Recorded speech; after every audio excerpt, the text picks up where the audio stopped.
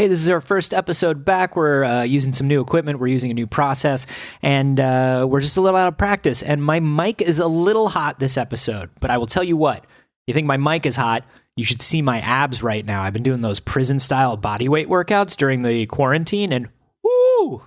I don't mean to toot my own horn, but beep, beep. Anyway, apologies for the audio quality this episode. I'll get it right next time.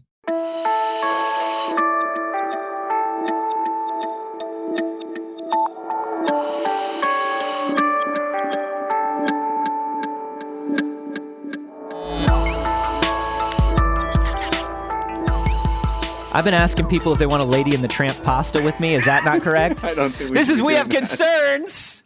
Hi, Jeff Canada. Hi, Anthony Carboni. Hello, concerned citizens. We're back. Yeah. Gandalf.gif. It's like riding a bike, I guess? Sure. I also would not recommend riding a bike right now. Oh, that's all I'm doing. Are you really? That my son has learned how to ride a bike, so that is our getaway. That's how we get out into the world and get some sunshine. It's actually, in all seriousness, it's actually way nicer to ride a bike now in LA. Oh, yeah. Because I don't feel like I'm going to die at every... I mean, I feel like I'm going to die at every moment still, but for a different reason. Not being hit by a car now. It's being hit by an invisible thing. It's being hit by an invisible thing. You know, we talked about this. We've been thinking about bringing the show back for a long time, in all honesty. Yeah. We've been working on it for a few months, and we had some very lovely people and a lovely organization helping us that wanted to help us bring it back.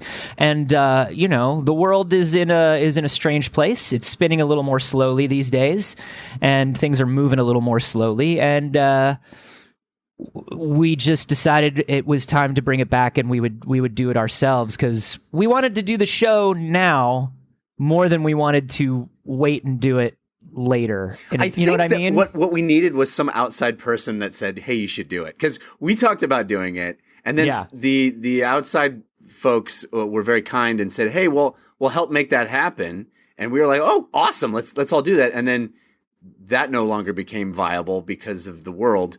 And then we were like, well, now we're already in the headspace of thinking we're going to do it, so let's just do it ourselves. Yeah, and I think the other thing was we've been getting so many messages and DMs and tweets and all the things and emails, and don't think just because we haven't been answering all of them that we don't see them. Yeah. It's just one of those things where we didn't want to answer until we knew what the answer was, but we know, especially over the last few weeks, people have been like, please bring the show back. Please bring the show back. And I think we needed it too. Like, I need to do this. Yeah, it's nice to, you know, we have concerns again, and we have concerns again, and I think, you know, a lot of people recognized how prescient we were on the whole wash your thumbs issue, you know, because now the whole world's on that page. One of you didn't wash your thumbs, and listen, I was going to say we're not angry, we're just disappointed, but we're angry and disappointed. Yeah, all of the above. And whoever you are, like, just tell us. And we can't guarantee amnesty. And we can't guarantee kindness. Yeah. But here's what we can guarantee. You're in fucking trouble. Yeah. We're mad. Tell us. Just tell us who it was. If you're a new listener, because we know that a lot of you are, you might know me from some of the other stuff, especially Star Wars stuff that I've been doing over the last few years. Jeff is obviously part of the Slash Filmcast. He's part of DLC. He has the Dungeon Run. So if you're coming because you know any of the things that we've been doing over the last few years, this is our science and culture podcast. This is where we talk about things that literally concern us, or honestly, sometimes we talk about things that like excite us and make us happy, and anything that's going on in science that's kind of putting a little bit of wonder and awe and shock into our heads. Yeah, science and philosophy, maybe a little history here and there. Birds. We're going to get to that. Do not worry. We're going to get to that. But the great thing is, most of the stuff we talk about is supplied by you, the listeners. We got to the point where our Facebook group, our Twitter, well, not really Twitter. We don't like the Twitter feed. Twitter's a garbage place. It's how things get lost. But listen, you can tweet at us, but it's garbage. Yeah, great thing to do is send us stories or post them to our Facebook group. Or we can also use our email, which is we have concerns show@gmail.com. Is that right? I haven't even. That's correct. It's been a few years, but yeah, that's correct. And then we also have a Discord as well, and we'll have all that information for you. And we'll talk more about that a little bit later on in the show. You know, we don't want to make this. We don't want to make this a COVID show. We don't want to make this a coronavirus show. And we know that's what most of the news is and what most of the science news is. But we do feel like occasionally there is a story about that is related to this pandemic that we absolutely need to talk about. And a couple people sent this one in to us, including Stephen Heap, who sent this in on the Facebook group. Thank you very much, Stephen Heap. Thank you, Stephen. You know, Jeff, there are so many stories of people in all walks of life, across all industries, across all skill sets, that are doing things to help make this better, help flatten this curve. Honestly, that's one of the silver linings of this entire situation is you see how everybody has recognized that we're all in this together. We all have different skill sets. I saw the theater wardrobe people here in Los Angeles are sewing fabric masks for people. Everybody kind of finding their skill set a way to help humanity and get through a very difficult time. And I'm glad to see it. You know, that's the one thing that we can take away from this in a positive way. And what's great is when the great minds of the world apply themselves to this. You know, people, we're talking about researchers, doctors, scientists who may not be in this particular field, understand that they don't know everything about this field, but they're like, what can I do to help? Science, man. Coming together in a time of need and doing what's right. Are you telling me we have a story? Two scientists in close quarters, working together, setting long aside hours. the clear feelings that they have for one another. They don't have to have feelings for one another. But if they did, if they looked across the table and saw something sparkle in the other's eyes, maybe now's the time where they can just put that on the back burner. It's still burning. They're really more interested in helping to cure this thing or slow the spread of it. I don't think they're really thinking about their crushes right now. I agree with you, but love knows no right time. You know what I'm saying, Anthony? Sure, I guess. Love only knows love. Nah, I feel like, I don't know, man. Under certain stressful situations, you're not even really thinking about that, but fine, we can agree to disagree. Stephen Heap sent something in about an astrophysicist, right? Whoa. Smart people. Yes. Astrophysicists. Not his field, I'm sure. No, but he's got biological a PhD. Pandemics, but he's good with that math. Yeah. He's good with all that stuff, and he's like, what can I do? How can I help? Is there something that I can create, maybe? I got to use my science. Yeah. And this guy, this is an astrophysicist in Australia, I believe. Yep. Dr. Daniel Reardon. And he went out there and he's like, I'm going to help. And he created a device that can help stop the spread of the coronavirus. That's amazing. He injured himself. He wound up in the hospital creating this device. Oh, my God. But yeah, he devoted, literally, he put his life on the line to create something to slow the spread of the coronavirus. We're talking about a hero here.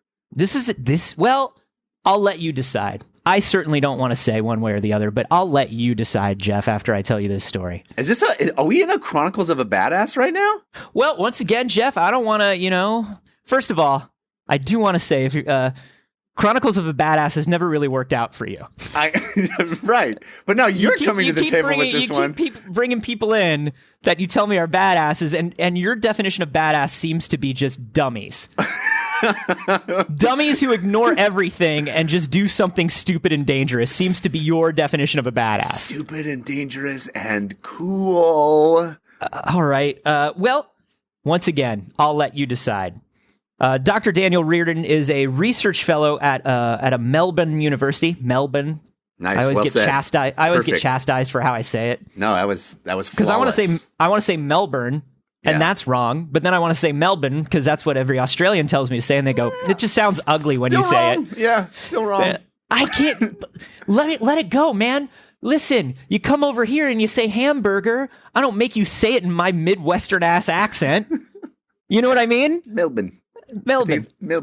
Hamburger, gasoline. I don't make you say gas. Like, if you want to say gasoline, you can say it. But you know what? If somebody came over here and said Sepulveda, You know what I'm saying? You'd have an issue with it. You'd say, no, it's Sepulveda. Oh, but that's not an accent thing. That's a mispronunciation thing. I mean, I think that what they're saying is it's a mispronunciation of their town. You know what I'm saying? Agree to disagree.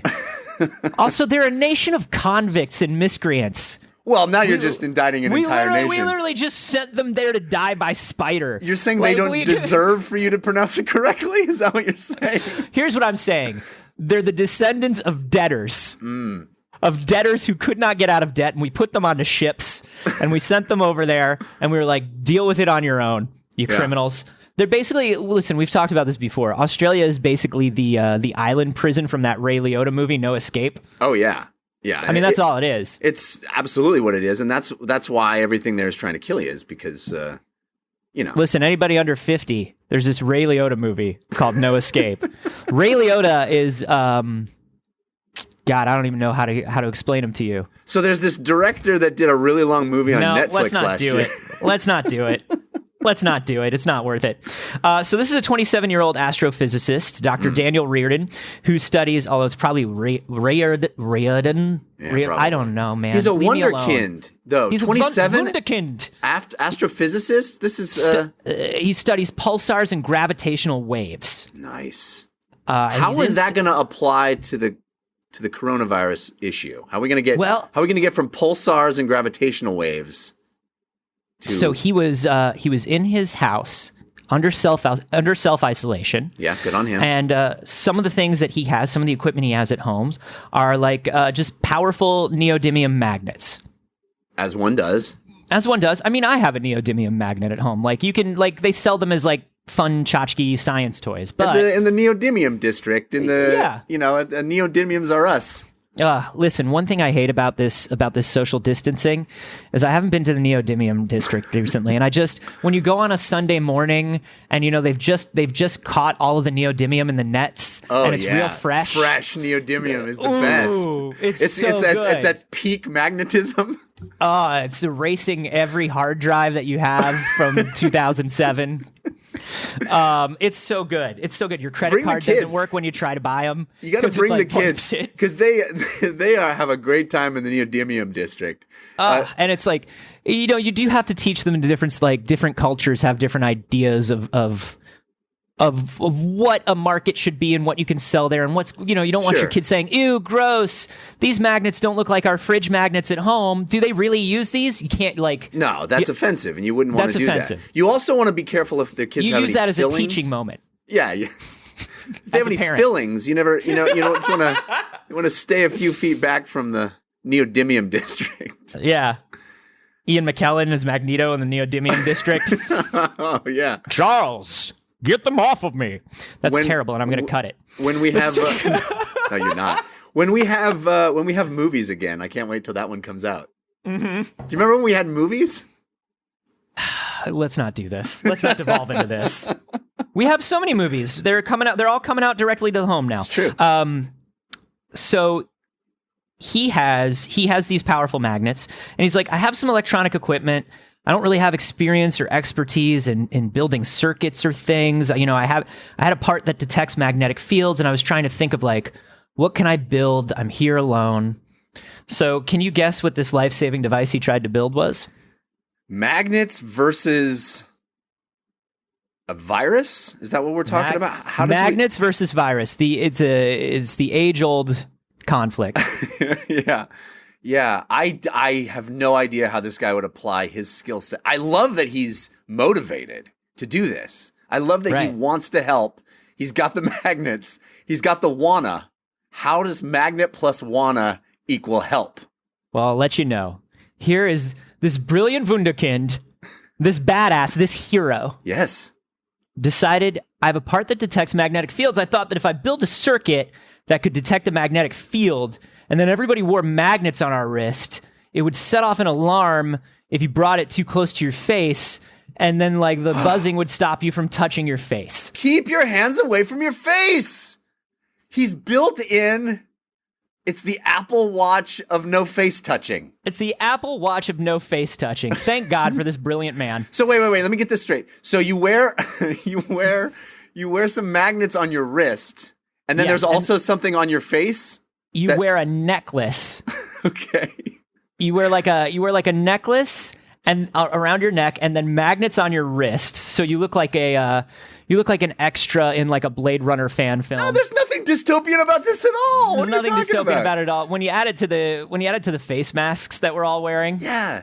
Well, and then when you raise your hand past the necklace, there's some sort of alarm that chimes. Is this the idea? Right. The magnet and the circuit that detects the magnetic field come together. Mm-hmm. The circuit detects a magnetic field and creates a buzz to stop you from touching your face. All right. Pretty simple device, but you can see how it would help, right? Sure. But remember that I told you that this man ended up in the hospital. Uh-oh.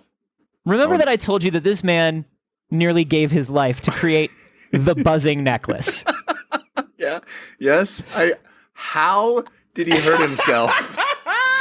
So first of all, I want you to know that because this guy does not have a lot of experience with electronics, and listen, before anybody tweets at me about an Arduino, shut up. I don't know what it is, and I refuse. Yeah. And now is not the time. Who has the time now? I don't have the time to discuss Arduinos right now. There's a pandemic, all right? I don't have time for science or knowledge or intelligence right now. There's a pandemic. Yeah. Okay. We don't have time. We're doing a science and knowledge podcast. We don't have time for science and knowledge. I have time only for the science and knowledge that I talk about when this timer is going. I don't want any facts or figures gumming up my head when I'm trying to figure out how to live through this virus, okay? You got to stay pure. I got to stay pure. Listen, if there's one thing that I have learned from the great government of this United States of America, I don't need knowledge at a time like this. Yes. I need decisive action without knowledge. That message is clear. And then maybe some indecisive non-action without knowledge. You know what I mean? Oh yeah, some wishy-washy stuff along there, just to kind of lubricate the action through. You know what I'm saying? Maybe what I need is just to stand up and say a bunch of shit and then go home and forget that I said a bunch of shit and then not do anything. I don't know. Okay, but what I do know is I don't want to learn anything at a time like this. So this gentleman had no idea. Dr. Reardon, bless his heart. I'm so on the edge of my seat to find out how he injured himself with the magnets and the necklace. Well, first of all, like he said, he didn't have a lot of experience with this stuff. Walked too close to a refrigerator.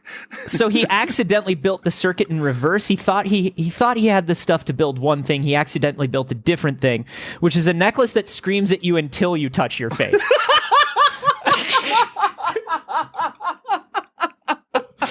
He thought it would buzz when you go to touch your face. Instead, it buzzes all the time until you touch your face and then it stops. Well, that doesn't seem productive in this particular moment in our history. He built a device that basically yells at you until you give yourself coronavirus. Please don't tell me he gave himself coronavirus. Please.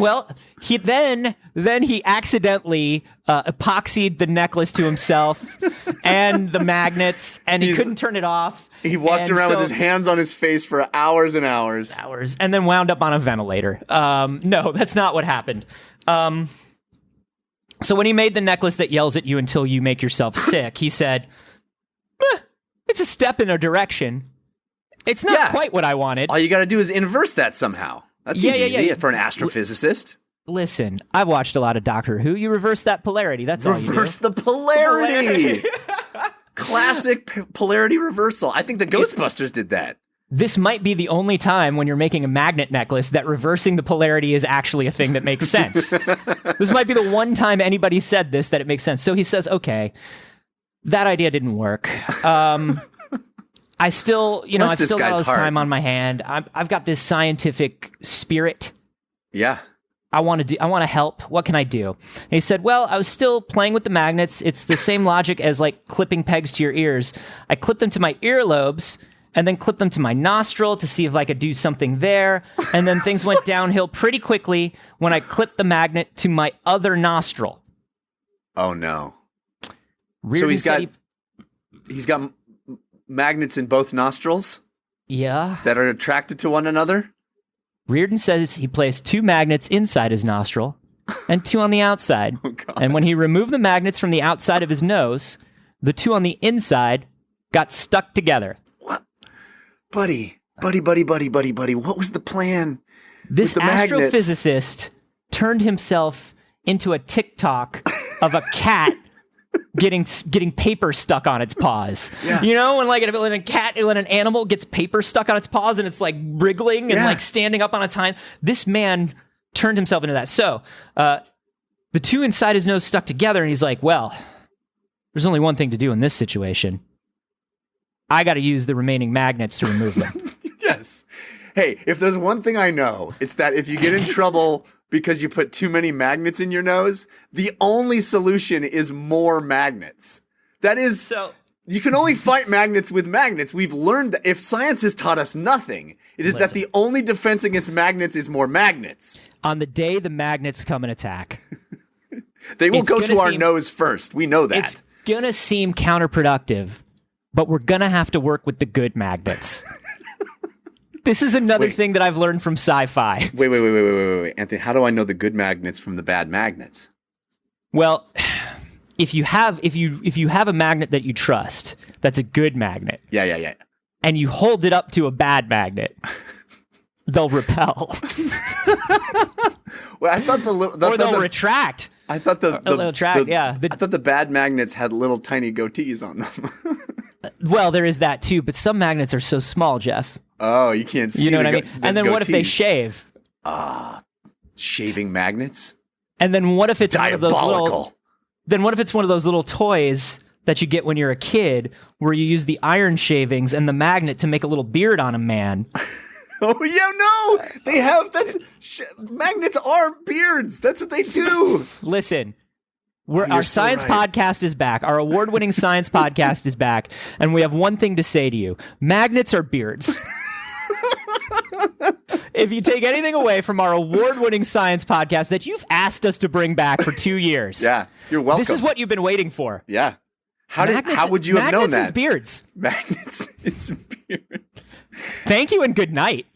You know what we got to do? We got to do, Anthony. Is you got to tell the good magnet something only the good magnet would know, or ask it something that only it. Well, good magnets always tell the truth, and bad magnets always lie. Yeah, that's how you know.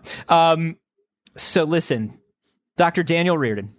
So where we last left off, he was going to use more magnets to remove the magnets from his nose. He had magnets. Powerful magnets. Neodymium, fresh out the boat. Stuck in his nose, trying to squeeze his nose together with their maximum power. Basically, imagine he put him up his nostril. You've got your septum running down the middle there, right? Yeah, that cartilage. Yeah. They're just hanging on for dear life on either side of that cartilage. Like it's visiting day at magnet prison. You know what I mean? Yeah, pressing their hand up against the cartilage to one another. Or other things. If it's a conjugal visit, you give them their privacy. So he decides he's going to use more magnets to get them out of his nose, right? Okay. So he's holding another magnet underneath his nose. Like to lure the magnets out? Yeah, to try to pull, because these are neodymium. They'll pull towards each other. Right. So he's trying to pull it towards each other, but you get that little ridge at the bottom of your nose where your nostril is. The nose ridge. Foiled by the nose ridge. Astrophysicists have been trying to conquer the nose ridge for years, Jeff. Yes, he's just another in a long line. The Einstein nose ridge. The Einstein nose ridge. So he's trying to pull him out. He can't. You've got that nose ridge. He said he FaceTimed his partner who works at a hospital, and she's just laughing at him. I mean, good on her. Yeah, of course. You know what I'm saying? Good on her. Of course. Because we all need to find, during this time, I think we all learned we all need to find ways to just lighten the mood a bit. So when your astrophysicist partner calls you up and is like, there's a problem. I have a problem right now. I need your help. It's very important that I need. So why are you laughing? I'm not laughing. I'm not laughing at you. I'm under a lot of stress. We have a lot of people here. We're trying to flatten the curve. Yes, There's an outbreak. I'm on my rounds right now, and you, what's? I'm trying to help too. I'm trying to help in the only way I know how, and it's with whatever's laying around here. I found. Sweetie, remember we had that conversation about how not every moment has to be productive, and you kind of need to learn how to sit with yourself for a minute. Yeah, I remember you saying that. But I also remember you leaving your magnets around. And you know how I like to fiddle.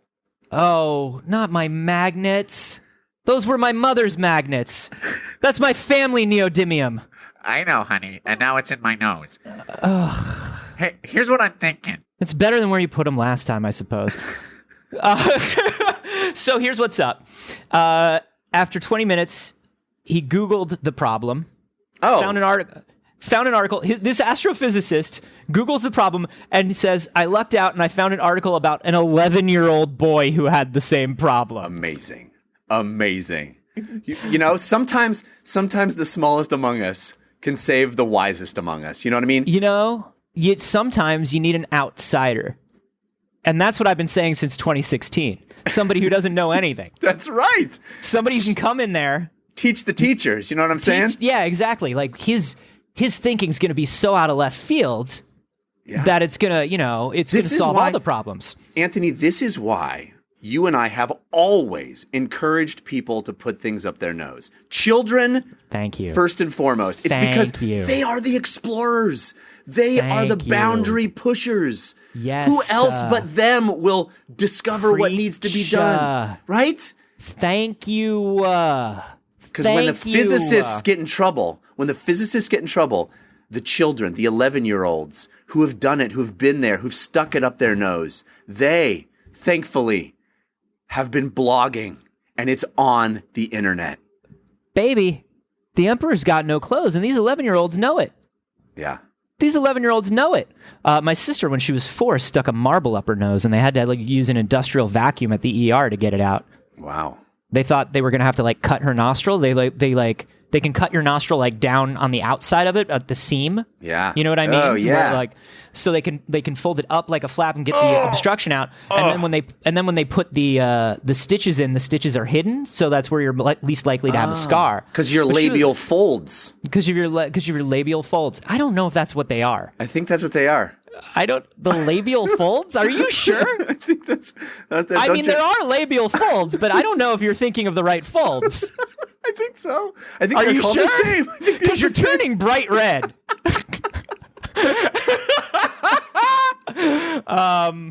Wait. The first thing that I would have thought if I was her or you, when I heard they were going to be using an industrial strength vacuum to suck the marble. Well, she was 4. She wasn't thinking much except put marble up nose. Yeah, but I think as a 4-year-old, I would even more think what I'm about to say, which is there any danger of a little brain coming with it? Little brain? A little extra brain coming out the nose? Just yank the brain out of there with an industrial vacuum. Yeah. Sure. I think that's a perfectly reasonable thing for a 4-year-old to think. Right? Why not? And a me-year-old? And a big host of an award-winning science podcast that you repeatedly asked to come back. Maybe a little brain comes out too.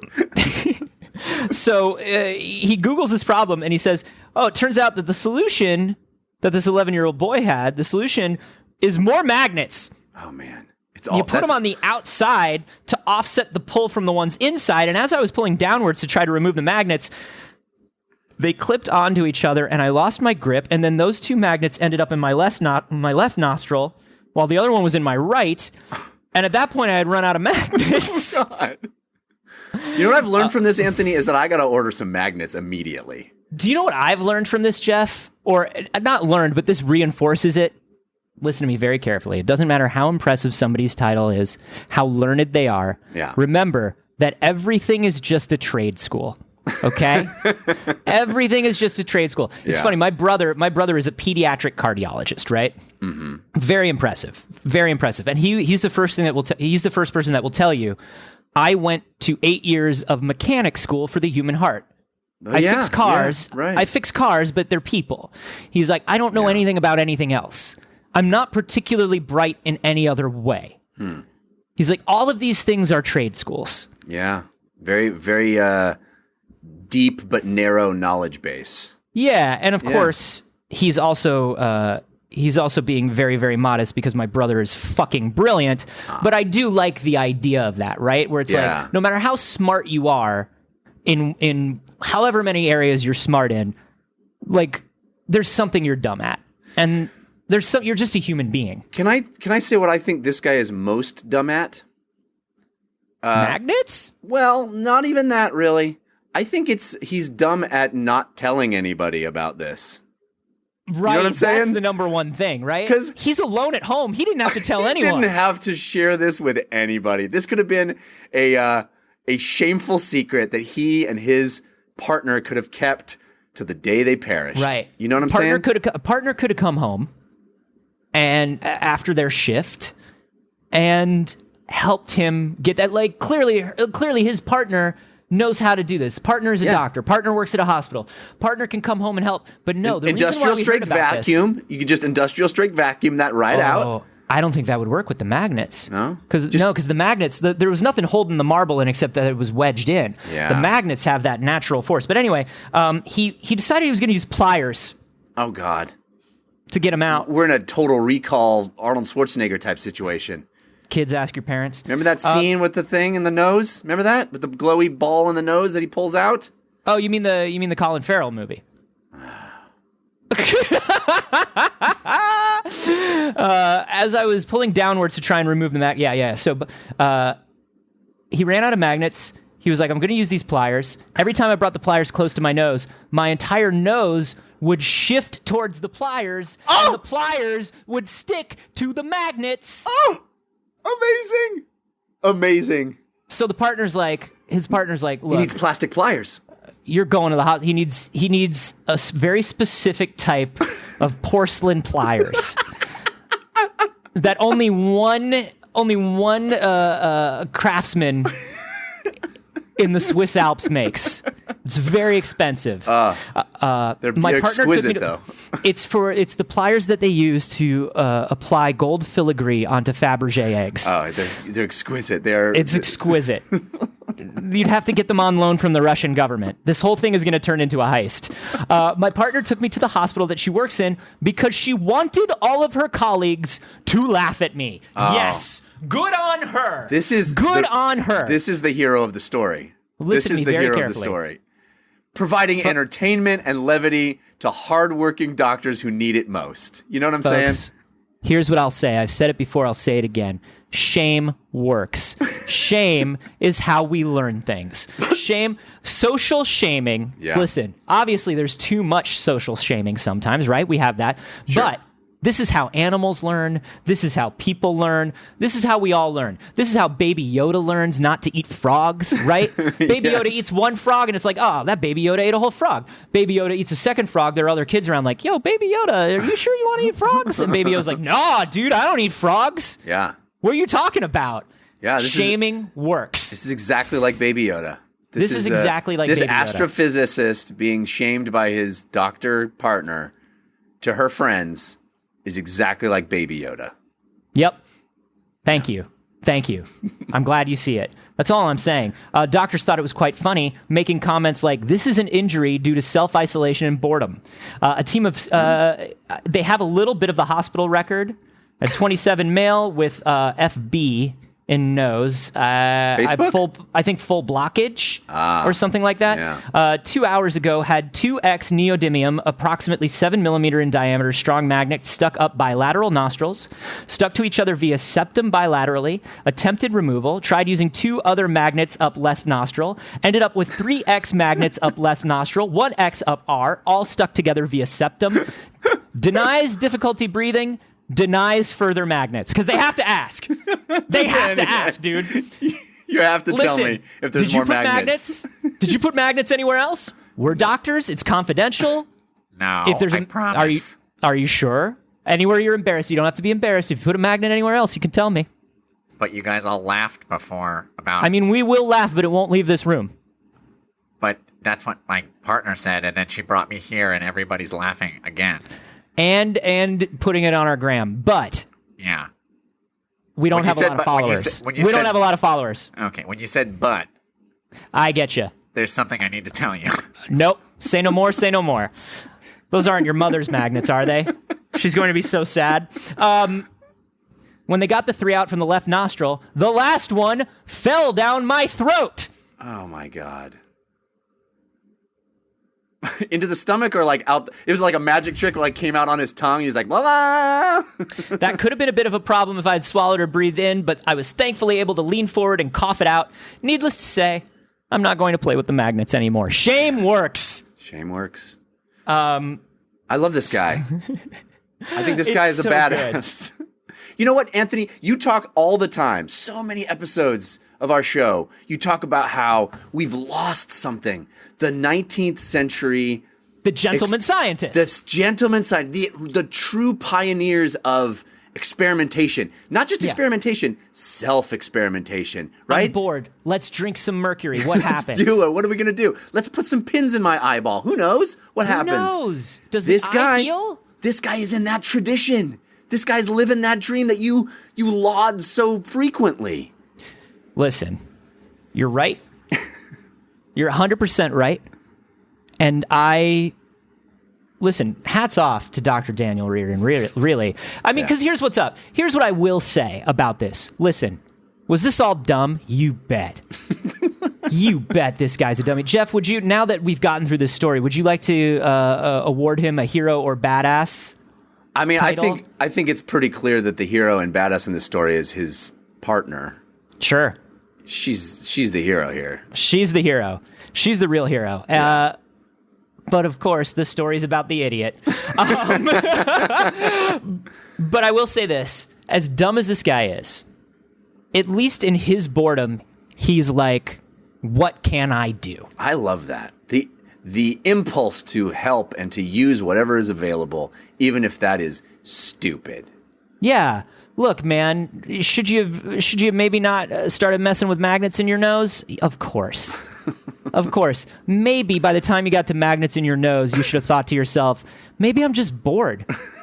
Maybe I should finish Tiger King. Yeah. Yeah. You know, maybe I should read a book, take a walk around the block. I'm a little worried what watching Tiger King might inspire in this fella, but you know. Right. But I do love that in this time, because so many times, like, I know in myself, at least for the first week of this, it was just like, man, I'm gonna lie on the couch and I'm gonna ignore this, and it's really bad, and I'm just gonna obsess over how bad it is. Yeah. And I'm gonna watch a lot of TV, and I'm gonna eat a lot of junk. And this dude at least was like, I'm a smart guy. There must be something I can do. Yeah. I like that. And I love that. Yeah. So you know what? You're not all dumb, Reardon. But you're not a badass. Notice he didn't give you that badass status. If you're an old listener, if you're somebody who has listened in the past, I'm not going to say anything about how old you are. I only talk about how old Jeff is. Wait. Which is very, very old. We agreed that if we were coming back to the show that we wouldn't discuss that anymore. No, we didn't. You're senile. So, in your old age, you may have noticed that this episode is already running kind of long. And the reason for that is we're no longer doing 3 short episodes a week, which is what we used to do. Now we're going to do multiple stories in 1 episode a week. And I think it's nice. I think it's nice. We get a little more time to hang out with each other. You know what? It makes this show feel fresh and different. Ooh, God, yeah. But one thing that has not changed is the fact that we have a Patreon available if you are so inclined and you want to support the show. That is a great way to do it. Yeah. We have, right now we have 843 concerned citizens helping us out, helping us make the show. And not only are they helping us make the show, they're getting a little something back. So if you support us on Patreon at the dollar level, you get an invite to our Discord channel. Discord channel is beginning to pop off again, which is very exciting. I love everybody in our Discord. They're wonderful people. Yeah, and I'm super excited now that I have discovered how Discord works, and it's become an integral part of my life because I'm stuck in my house. So I'm excited to be much bigger part of that this time around, and the community is fantastic. That's one of the things that's been so extraordinary about coming back to the show is the community never left. It's been amazing. There's still 2,000 people strong in the Facebook group. It's been wonderful. So $1 a month gets you onto our Discord. It also gets you our patron-only feed on Patreon. $3 a month gets you the bonus cold opens. Jeff and I always start with like a little warm-up conversation before we start the show. And if you're wondering what we were talking about in that conversation, you get those as audio files. $5, you get a monthly hangout with us. We do a video hangout with everybody at the $5 level. And I would say that we'll probably wind up doing more than one of those a month just because of boredom and isolation. We're here. For the near We're ready future. to talk and chat. Hang out with us. For $10 a month, you can watch us live stream our recording sessions, and you also get early episodes. And then there was a secret mail level where we sent you something every month. That seemed unsanitary, and so we're figuring out what to do with that. Yes. Yeah. We decided, hey, let's not send people our germs. Yeah, but if you want to support us now that we're back and we're making the show, we would really appreciate it. Head to patreon.com/wehaveconcerns to find out how. Jeff, what have you been up to? What have you found in our Facebook groups? Well, Anthony, you know that one of the things that we were very diligent about throughout our run of 600 episodes was keeping people abreast of what the birds were up to. Listen, I don't fucking trust birds. Nobody should. They're pranksters. They're hellions. Weird. They're smarter than they let on. They'll take a sandwich right out of your hand, dude. They lure you into a sense of superiority. You feel like, there's just a dumb bird squawking along, and then all of a sudden they do something diabolical that shows you that they've been plotting and scheming this entire time. They shit wherever they want. Also that. And I don't trust anything that shits wherever it wants. So the birds, I've been, we got this story. This story was posted on the Facebook group by Adam Brook. Thank you, Adam. This is about what the birds are up to now while we are all indoors. Because, as you know, it's their world now. It is. I mean, you could argue it has been their world, and we've just been living beneath them in They prime. have 6 senses at least. Oh, it is. It's horrifying. I don't like it. We've just been subject to their pranks for so long. And now that they are able to reclaim areas that were previously overrun by humans, or worse yet, come looking for the humans that used to just leave their garbage and their food scraps around for them to feed on, and they don't find that, the birds are not too happy about that situation. I believe it. So here's an article that Adam sent us. This is about people living in East Yorkshire, on the East Yorkshire coast in the UK. This is about a bunch of angry seagulls. Seagulls, some of the worst birds, as we know. Thousands of them flocked to the East Yorkshire coast while humans were there to feed on bread that people would toss down, to swoop down and you know, just get what they could. They're scavengers. Yeah, the occasional eye of a child. Places like Bridlington and Hornsey. Oh, Bridlington. Oh, the days where we would have crumpets in Bridlington. Oh my goodness. Hornsey mornings. Oh, please, with a good scone and a fucking a cream, that heavy cream, and the jam. Do you put your jam on your scone first, or do you put the cream on your scone first? You got to go cream then jam. That's the only way to do it in Hornsey. Yeah, in Hornsey, that's the way they do it. They call it the Hornsey way. That's what they say. Yeah, it's part of their coat of arms. You know how in Bridlington, they're football teams. They're footballers. They're footballers. They're footballers on their jerseys have the Hornsey crest, which is just the Dover cream. It's just the instructions for how to place your cream and then jam. Yeah, and then in Middle English it says cream first always. In Middle English. Yeah, like Chaucer style. I know a lot about England. You were thinking of Middle Earth. I was thinking of Middle Earth. You were thinking that I was talking about Elvish or some shit, you fucking nerd. I thought you were like, Tolkien is how everyone speaks. Speak friend and enter is what you thought I was doing. You fucking idiot. Well, you know how in Bridlington and Hornsey, everyone listens to the East Riding Council? You know how they take their cues from the East Riding Council? My family, we would get up every Sunday and turn on the shortwave and sit around the hearth and listen to the East Riding Council. Yeah, you got to find out what the conditions are out there for writing. I would put on my spats and my waistcoat, and sometimes if we knew it was a very special address from the Riding Council, a top coat. Oh, and the little hat that makes you look like a penis. Yeah, the hat Yeah. and the penis hat is what we call it. So, doing their duty and keeping everyone up to date, the East Riding Council put out a statement saying coastal residents are being advised that due to lack of food sources, seagulls may be more hungry than normal and may behave aggressively. Residents are asked not to eat on seafront areas, to encourage the birds to fend for themselves away from towns.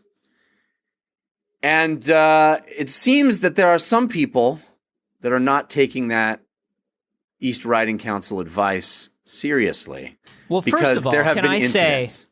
First of all, can I say that I love that the announcement was literally, "There's less food, so birds may be more hungry." Yes. Animals are eating less and therefore might be more hungry. Yeah. First of all, thank you, East Riding Council. So, I'm giving you that information you need. what are these incidents, though? These aggressive? Because I would say that seagulls, having grown up in the hellscape of Florida, Yeah. we had a lot of gulls, Yeah. and those gulls were fucks. But they are Florida gulls, which makes them 10 times more fuckery. That's true, man. If I've learned anything watching Tiger King, it's Wow. that Tiger Florida. King's in Oklahoma, dude. It seems like it's in Florida, but it's in Oklahoma. I feel like that entire show takes place in Tampa. Everybody feels that way, and they're not wrong to think it. I'm not chastising you for thinking it. Okay.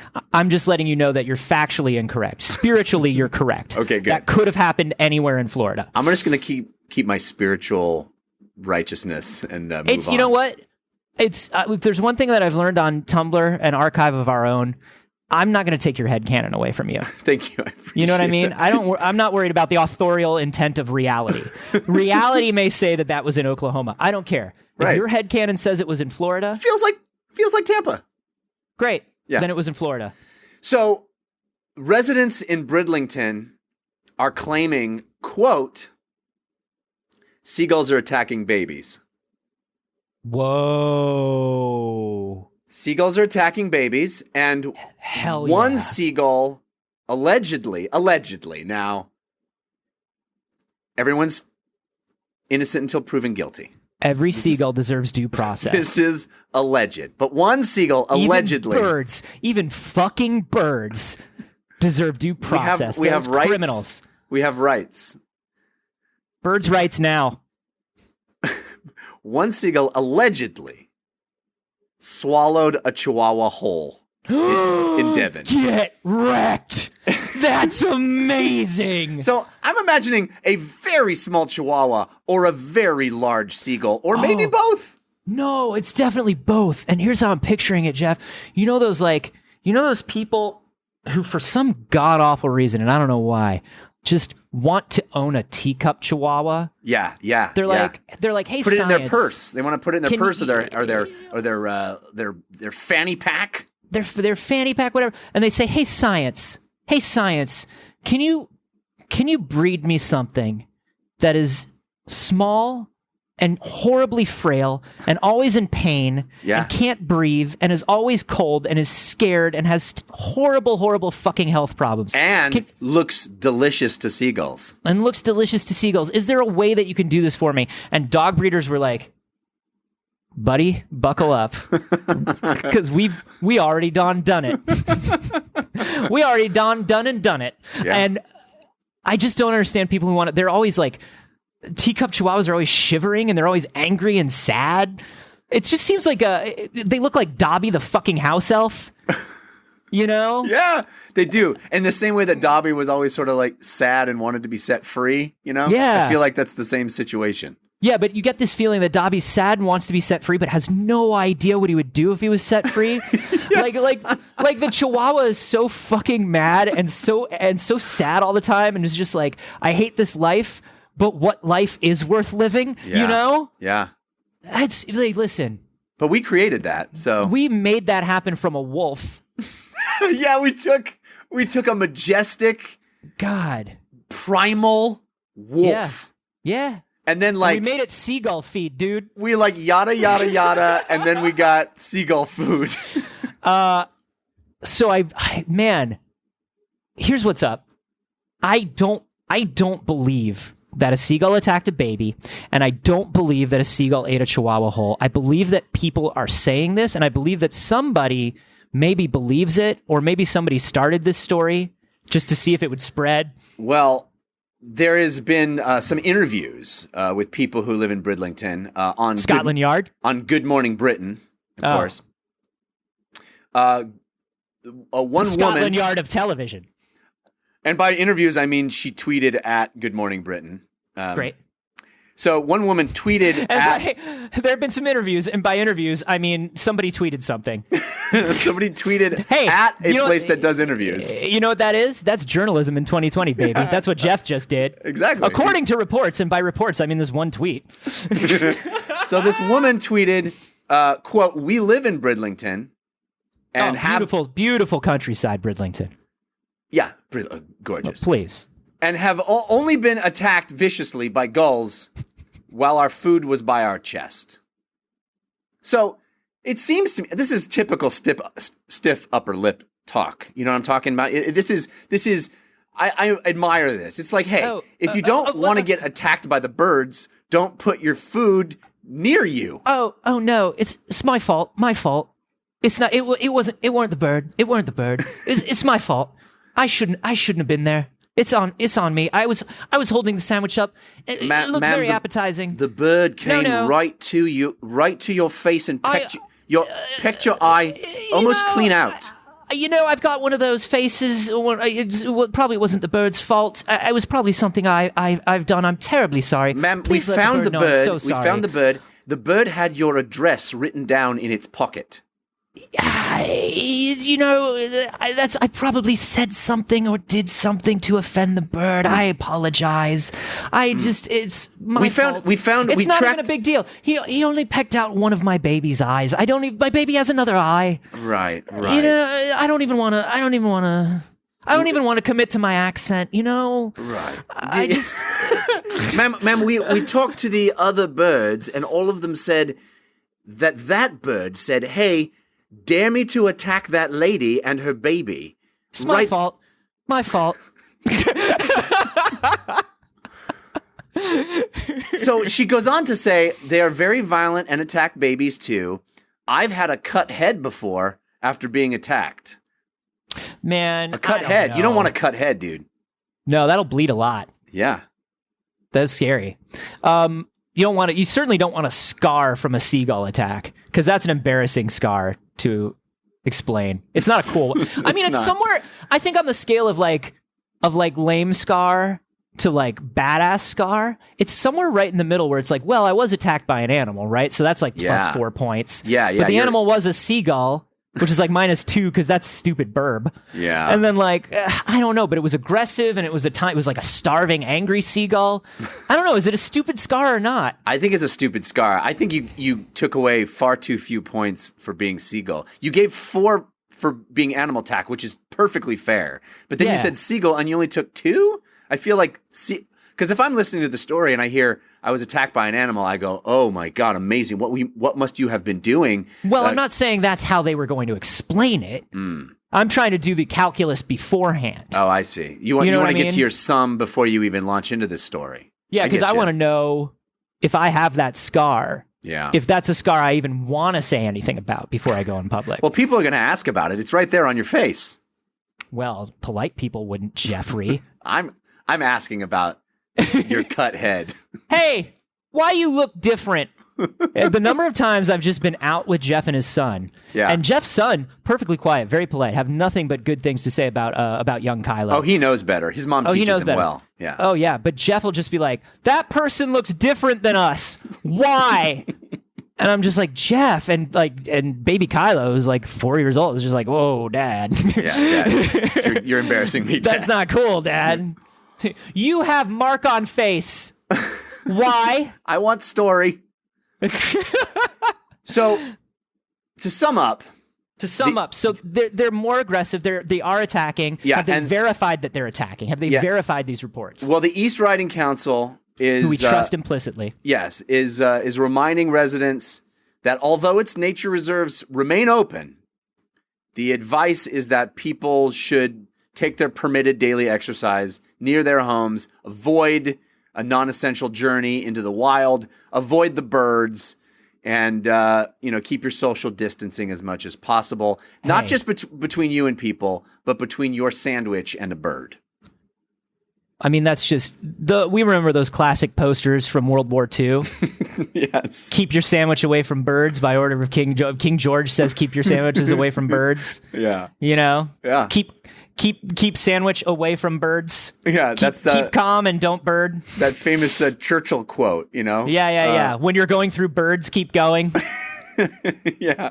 And that was when Churchill had one of his famous giant hoagies. And he was walking through the park and these birds just attacked him and he was like, "Listen, there's nothing I can do. When you're going through birds, keep going." Yeah. And he just kept walking. Yeah. He just kept on walking. And that's why he was the greatest prime minister. He was the prime minister, right? I don't know. He was head boy of Slytherin. Yeah. He's a Hufflepuff. You have to do that, right? Like when you're born in England, they give you your blood type in your house. Yeah. I know a lot about England, but I have some award-winning gaps. science podcast that is back due to popular demand. It's exactly what you wanted, baby. Magnets as beards. Listen, I think this is really funny because if we do want to take like the cultural, sociological, like kind of ecosystem, biological, like the whole science angle, if we really do want to be a science podcast, what I think is interesting about that is we know on a day-to-day basis, everything we do as a society is affecting animals, right? Yeah. And we see that in positive and negative ways. We see it in, in suburbs where there are huge deer populations now because those suburbs used to be forests like 60 years ago or whatever, right? We see it in things that are thousands of years old. Like if you go to Japan and you go to Nara and the deer like will just bow to you and eat right out of your hand because they know that that's how people get food or that's how they get food from people, right? Like we change everything about animals all the time. Like, and this is not the only story I've seen about this. Like in Thailand and in other parts of Southeast Asia where there are like huge like macaque monkey populations, right? That you're about to talk about macaque? I feel like we did this. I feel like we've did this one. I know, but I enjoy it. And I also feel like 12-year-olds have done this one. Yeah, that's why I like it. Anyway, go ahead. So the monkeys. The monkeys are like kind of aggressive. They say like, "Hey, don't hold up food because if you hold up food, the monkeys know that you're giving them food, and if you're not, they're going to be pissed because it looks like you are." Right. And so these are friendly but potentially aggressive monkeys. And now that tourism isn't coming through Southeast Asia, and now that people aren't feeding these monkeys all the time, these monkeys aren't environmental foragers the way they used to be. Right. They know to come to they know to come to town square and get food from people. And these monkeys are now forming gangs. Yeah. Roving rival gangs of monkeys in town square fighting over the few bits of food there are. Are they at least singing to each other? They are snapping, but it's not entirely in time. Ugh. I mean, they're monkeys, man. It's amazing that they're just snapping and wearing the little jackets. Yeah, that is. I guess we have to take our wins as we get them. You know what I'm saying? I mean, listen, are they triple threats? No, but the fact that they could like make their own costumes must mean something. I guess on a regional theater level, at least they're useful. Can I say something about these monkeys? Please do. I feel like these monkeys are us, and that's what I'm afraid of, because when our food source goes away, which I hope it does not. Sure. I don't want to get too dark here, but I don't know how to get food other than go to my town center and give someone money for it. So that's my fear, is that when it all comes crashing down, we're all just the monkeys, and I'll be very undesirable to any gang looking for new members. I mean, every roving gang in the apocalypse is going to be looking for a good DM, Jeff. You think? Know? I think so. I think your skills will not go unneeded You know? Well, I appreciate you saying that because I got very little else to offer. You know, in Because case let me tell you something. In the apocalypse, all players become like rules judges, and nothing really gets done because like tensions are high. You know what I mean? You don't want to be the guy that argues about whether it's a D4 or a D6 when we're just scavenging for food. You know what I'm saying? And the DMs are going to be the ones that are going to keep society moving. You know what I mean? It's going to be like, well, what you did was creative, so I'm not going to make you roll, and maybe even take a little bardic inspiration for that, Jimmy, for saying that we should throw a brick through that Best Buy window. I like it. You know, I understand what you're saying, Paul, where it's like there's no electricity anymore, and so why do we need laptops? But you know what? We're out, we're here, and it seems like fun. Let's loot. I like it. I like arbitrating every dispute, every inner gang dispute, arbitrating it with a D20. I like that, you know? Of course you do, you fucking nerd. You thought I was speaking Elvish earlier. I did. I legitimately did. But I do think it's really interesting, and you're right. You're right in that I am concerned about what people become when they feel threatened. I don't want to have to swallow an entire chihuahua whole just to nourish myself. You know what I mean? Or magnet. Yeah. I mean, and that's okay. So I have a story that I want to tell. Okay. About something that happened to me about a week and a half ago. We're 3 weeks in to shelter at home now. Oh God, did you have magnets lying around? I did, and I don't anymore, and I don't want to say where they are. Okay. I'm just gonna, bring up that classic quote, "This too shall pass." And so listen, it's kind of like you and I know there's kind of an unspoken rule where people who do the sort of things that we do for a living, we don't talk about money or needing money, right? I think a lot of people don't, right? Like it's kind of a cultural thing. It's gauche. Yeah, but especially like people in our position, we have like really cool, fun jobs, and we don't talk about money, right? Because our trade-off is we have a cool, fun job. But and so I don't want to get too into it. But what I will say is the way our jobs work is if you see us on camera, we got paid for that day. Any day you don't see us on camera, we did not get paid, right? And some days we could be on camera and not get paid. Sure. Sure. But in theory, that's the way the system works. And when this thing started going into effect, it had been over a month since I had worked. Yeah. And I'm very fortunate in that I have like a little bit of savings and I'm doing okay. Like this is not a woe is me story. And I don't want to start it off as a woe is me story because it's not. But there is a part of me, because I grew up in a family that didn't have money, because I had a small portion of my life when I lived in New York where I was without a home. I do get very stressed, as we all do, about money. Yeah. And when money's not coming in, I think to myself, okay, we got to get money coming in however we can do it. And I got a little panicky, even though I didn't need to, even though I have a little bit of money in the bank. I was just like, no, who knows how long this is going to last? I got to do something, right? Oh, God. What did you do, Anthony? What did you do? I fed chihuahuas to seagulls for money. Oh, God. It's very lucrative. I did it on live. I did it on Live Leak. No, so I thought, what job can I do and what job will be available? And what job will be available for this entire thing? And I thought, delivery driver. Wow, yeah, that's for sure. I was like, I could see if I could be like an Amazon Prime driver. Yeah. All anybody's doing right now is ordering Amazon stuff. That's all. Jeff Bezos is fucking crushing it. His employees are fucking dying, but he's fucking crushing it, right? Yeah, yeah. And so I was like, cool, I'm going to sign up to be an Amazon driver. So I did. And I went in to work a shift. Wow.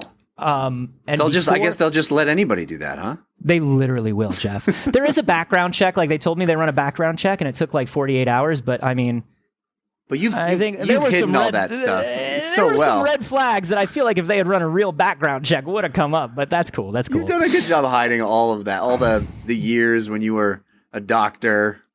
I mean, some would say that I was never a doctor, Jeff. Yeah, but Amazon doesn't need to know that. But Amazon doesn't need to know that. I mean, and I would say that what's important is that I have the heart of a doctor. Yes, in a box in my yeah. glove compartment of your car. Exactly. And but I did not say that because Amazon likes to know that you keep a clean car. So I was like, I'm going to do this shift. So I call the first thing I do is I call my ex because we've been passing the dog back and forth. Like she takes the dog for a week, I take the dog for a week during this. Yeah. Because she, everybody's stressed. It helps her out a little bit to have the dog for a few days. So I was like, look, she also has respiratory issues. I was like, look, I want you to know that I'm doing this because I don't want to expose you to anything. Right? Yeah. I don't know how many people I'm going to see. I don't know what's going to happen to me health-wise. I'm just letting you know. And we'll take this however you feel. So she says, it's cool. Let me bring you some of these masks. A couple years ago, when the wildfires were happening, I bought a bunch of N95 masks. They were like $2 each. You used to be able to just go to Home Depot and buy yourself an N95 mask. Yeah. Outside of this situation, they're nothing special, right?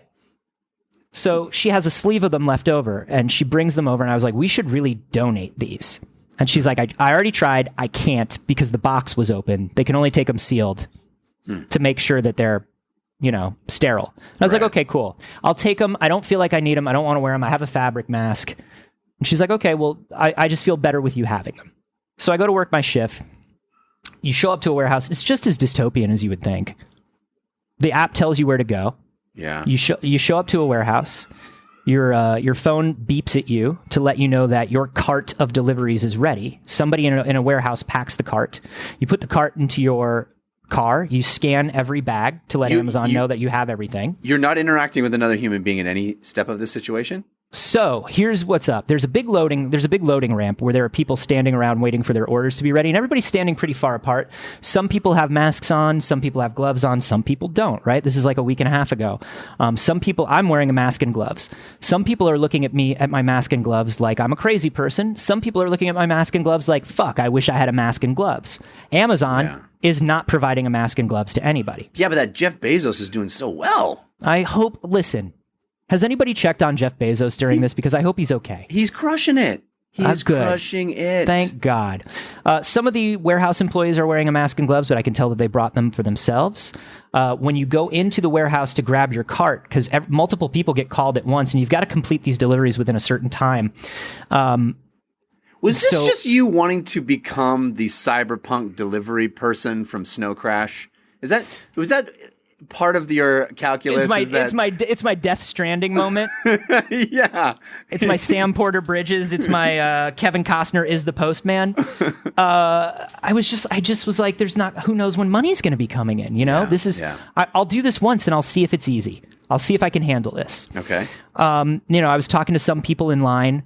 There was like this Russian family that had just moved to America like 8 months ago, and it was a father and two sons, and they book shifts in a row together because they're all over 18. And that's how they make money for the family. And I was like, is that how you make all your money? And they're like, no, dad is also an Uber driver and a Postmates driver and blah, blah. I was like, gig economy, baby. Gig economy. And I was like, does this make you enough money? And they're like, not really, but we're getting by. And I was like, great. Super cool. Anyway, I get my cart. I scan my stuff. I'm coming into like, not the closest contact, but a little bit of contact. But, I've got my mask and gloves, so I feel like I'm okay. I go out to take my deliveries. I'm put on a route in Pasadena. If you're not familiar with Pasadena, it's a little more suburban. It was mostly older families that I was delivering things to, people who were afraid to go out. And I get like 7 deliveries for the night. As I'm going from house to house, I'm like putting down the bags. As I put down the bags and say like, and swipe that they're delivered, it like alerts the people. I can see them in the house. Some of them are like waving to me. Some of these like there are like older women behind the glass like, oh, thank you so much. Like we can't go out. Please stay safe. Like keep your masks on. We're glad to see that you're in safety stuff. I'm feeling really weird because it does feel like Death Stranding. Yeah. Like it does. Yeah. And I'm out driving, but I feel like I'm doing something at least, right? Like these are people who are reminding me, we can't go out. Thank you for doing this, right? And I know I'm not doing the goodest of deeds, right? Like I'm delivering for fucking Amazon, but at least I'm doing something. Oh, people need that shit, man. Yeah. We're getting to I get to the second to last delivery. And I'm driving on the 2, which is a highway, and I can tell that my tire's just gone flat. Oh, man. I can feel like my tire's just gone flat. And this is what it feels like to work in this sort of gig economy, right? Like, I know that my base pay for being an Amazon Prime Now driver today, for working a 2.5-hour shift, my base pay is $60. With tips, it could be $130 if people tip generously, right? But that's what they tell me, the range that I should expect. I know that getting a new tire and getting it changed is going to be like $100. Right. I have just lost all my money for the shift. Yeah. Right? But I'm like, okay, fine, whatever. At this point, I'm questioning why I'm doing it anyway, right? I'm like, why am I doing this? I have like 2 months worth of money for living in the bank at least. Some people don't, and they're not out here. What am I doing? Mm-hmm. But I'm like, okay, I'm not going to pull over on the 2. I'll go to my delivery because it's 4 minutes away. So I turn on my hazards. I ride on the rim to my delivery. Oh, man. Okay. It's this like tiny little like side street, like little suburban thing, you know, really cute little side street. And I'm like, okay, well, I'll deliver these. I'll switch to my spare and I'll deliver the last thing. I should call Amazon and see what I'm supposed to do. And Amazon's like, yeah, don't worry. You can either deliver it or you can say that you couldn't deliver it and bring it back to the warehouse. And I'm like, dude, by the time I do this, the warehouse is going to be closed. I was working an evening shift. I was like, I might as well deliver it. And they're like, okay, just text the person and then email us because we've been getting a lot of like, you know, the app might mark you as like a late delivery. So you might want to email us just so we can remove that from your record. And at this point, I'm like, fuck your record, you fucking Black Mirror fucks. I'm out here in the middle of a fucking pandemic delivering people LaCroix. And you're telling me that I don't want demerits on my fucking record, Black Mirror? Eat shit. But out loud, I'm like, cool, thank you. Because this person's not Jeff Bezos. Right. This person's a fucking hourly phone bank worker. Sure. So I go and I deliver I go to deliver my stuff, and I hear like growling behind me. And I turn around and there's this older guy, bald, wire rim glasses, kind of tall. If you've ever seen Frank Oz, he looks a little bit like Frank Oz. Yeah. And he's walking in. Was he growling like this? Well, it was his Afghan that was growling. Oh. He had like this dog that was just growling at me. And he's like, hey, where'd you get a flat tire? And I'm like, on the 2 a minute ago. And he's like, so, you think you're going to be able to drive much longer on that? I was like, nah, man. Because by the way, and I was like, this is a joke, right? Because as I came in, it was making that like flat tire noise. Yeah, it was like, you know? Yeah. And Amazon's here. Amazon's here. Hello, it's me, your friendly delivery man. Don't worry about the fucking mask and gloves. I'm like, no, I can't drive any further on this. I'm probably here. And he's like, what are you doing? And I'm like, what are you doing? He's like, walking the dog. And I was like, cool. Well, you have a good walk and a great evening. And I go to like grab the bags. He's like, so who do you know here? And I was like, and I turn, I'm like, literally no one, man. And I grab the bags. He's like, oh, delivery. What are you delivering? I was like, I don't look inside them, dude. Come on. Weird. Yeah, it's like, please don't, like, just don't be weird with me right now. I'm clearly in a thing. Yeah. You know? I drop off the delivery. This woman, I remember her name is Patty, because I can see everybody's name and address, right? So her name is Patty. And Patty's like, oh, thank you so much. We really appreciate it. We're like high risk. We can't go. Like the same thing I've been hearing, but it's nice to hear, right? I go back. I start jacking up the car. And I have one of those weird jacks where like the manufacturer of your car was like, I guess we'll give you a jack. Yeah, it's you know what I mean? A jack. Yeah. Where you got to like connect some Tinker toys together. Falls apart every 4 seconds. And you're like trying to like, it doesn't have a real handle. And every time you turn the handle, it falls apart. You got to rehook it. Oh, I've been there so many times, dude. It fucking sucks. So, but I'm like, this is still going to be quicker than AAA. So I'm like jacking up the car and all of a sudden there's a light behind me. And I turn around and it's the dude without his growling dog. And he goes, so is it full dark now? It's full dark. It's like 8 p.m. at this point. Okay. My shift was like supposed to be from 6 to 8:30. Okay. So he's got a flashlight on and I turn around and it's him and he goes, is there, like, can I do anything? Is there anything do you need anything? And I was like, no, man, I'm good. And he's like, okay. So you're an Amazon driver, huh? I was like, yeah, this is literally my first and probably last day. And he's like, oh, well, what do you normally do? And we talk a little bit about it. And he's like, I'm going to call Rick. Call Rick? Yeah, I'm like, okay. He's like, no. He's like, you broke down on a good street. He's like, Rick's like the handy guy here. He's like, we're all a little older, but we help each other out. Rick's got all the tools. He'll be able to help. And I was like, I mean, I feel like I've got it. He's like, no. I'm going to call Rick. I'm like, okay, dude, call Rick. I'm like, I'm still spinning up the jack. And he's like, so why are you doing this? He's like, I wish I could do something like this, but my partner and I, we have to stay inside because we're all a little bit older. Why are you doing this? And I was like, man, I've been thinking about that as I've been using this shitty jack and dealing with your passive aggressive behavior. And I think I panicked. I didn't know what direction the world was going in. And I needed to do something that felt useful and productive, or I would have gone insane. Yeah. And he's like, I totally get that. He's like, if I could be out there doing something like what you're doing, I would be doing it. He's like, but I can't. At this point, Rick comes out. He's got a giant fucking Widowmaker, like a hydraulic jack. Wow. This little old man has a hydraulic jack and like battery powered work lights and shit. You do it, Rick? Yeah, bro. And he's like, hey, so I got this jack and like blah blah blah. And I was like, wow, cool, yeah, Rick. At this point, Patty comes out of her house because she's bringing half of her groceries to that other second refrigerator that old people have in the garage. Yep. You know. And she's like, hey, Tony, what's going on? Is everything okay? And I was like, who the fuck calls me Tony except for my mother? Oh, Tony's Afghan guy. Tony is the guy. He goes, oh, no, that's me. I'm Tony. And I was like, oh, I'm Anthony. He's like, oh, hey, that's funny. I was like, yeah, I guess. And she's like, can I just say that in my neighborhood, my dad is Rick? For sure. When I was a kid, yeah. Oh, your dad is definitely Rick. Yeah, he's full on Rick. 100%. Yeah. Patty's, and he says to Patty, oh, this guy got a flat tire on the 2 a couple minutes back, but don't worry, Rick's here. She's like, oh, good, you called Rick.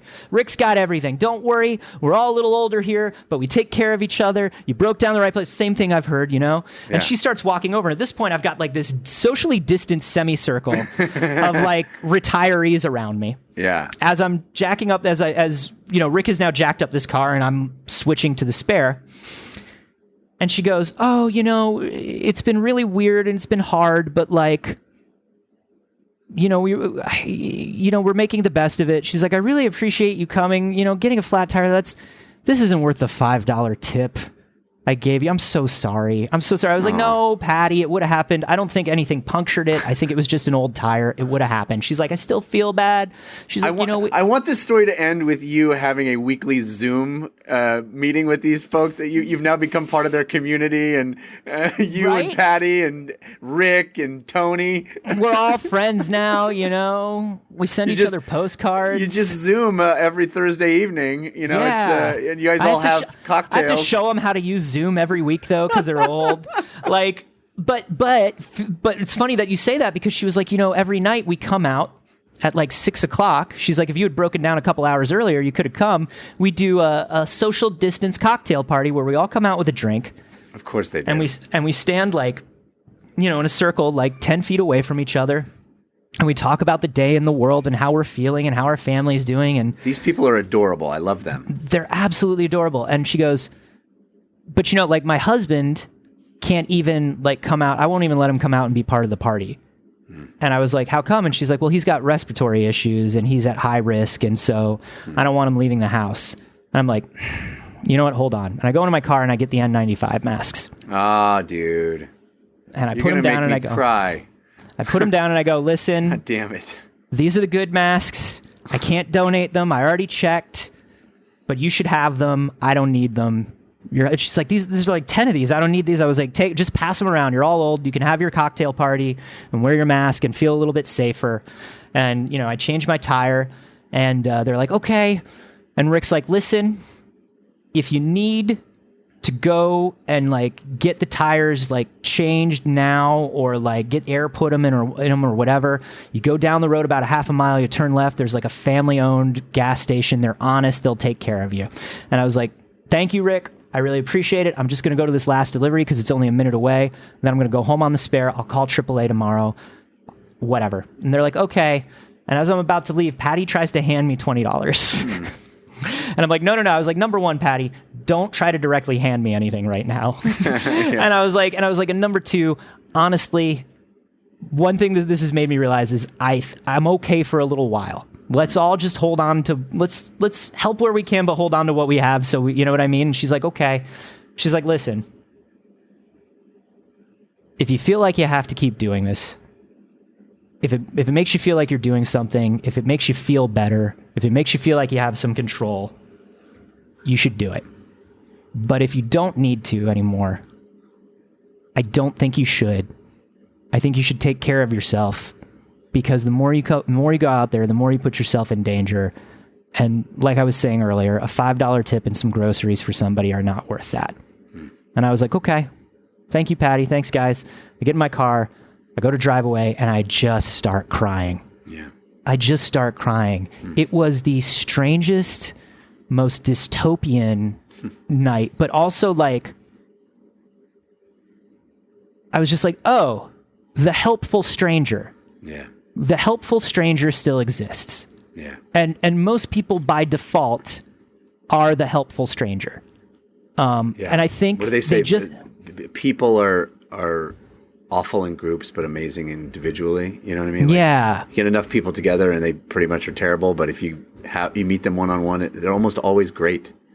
Well, and it all depends on like context and like which way you nudge it too, right? Like Tony and I, like Tony came at me from a weird space because he was a little afraid, right? And I took that energy and I decided to give it right back to him. Right. Instead of being like, oh, this is just an old guy walking his dog who's worried. Yeah. Because obviously this looks and sounds weird. He's right to ask. He's okay to ask questions. Yeah. You know, but I just gave it right back to him. Whereas like we were both basically friendly people. Right.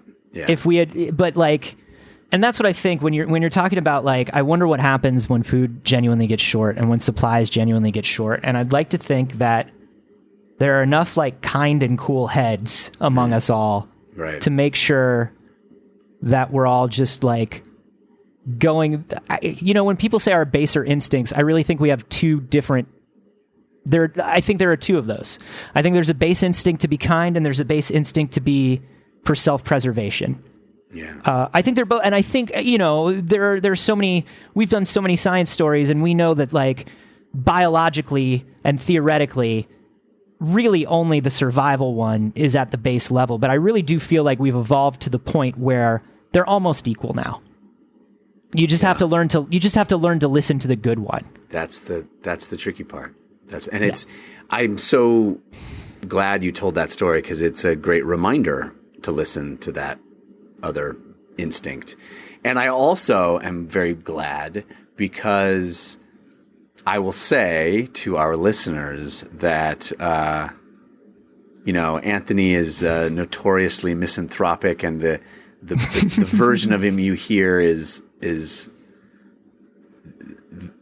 you know,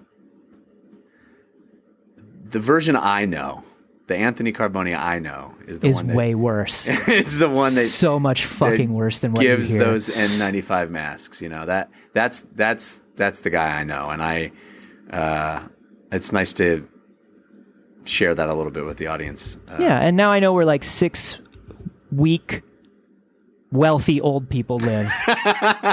And you're taking the Death Yaris back when it gets repaired. And when this shit goes full purge, they'll open the door for me because I'm a kind face. You're saying you got some sick hydraulic jack that we can get, some great lights. You just scoped it all out. So, you know, we did say one of the things, we haven't had a huge discussion about it, but one thing that we both kind of have on our mind is how much of this show is going to be about what's going on right now. Yeah. And I think one thing that we really wanted to make sure of is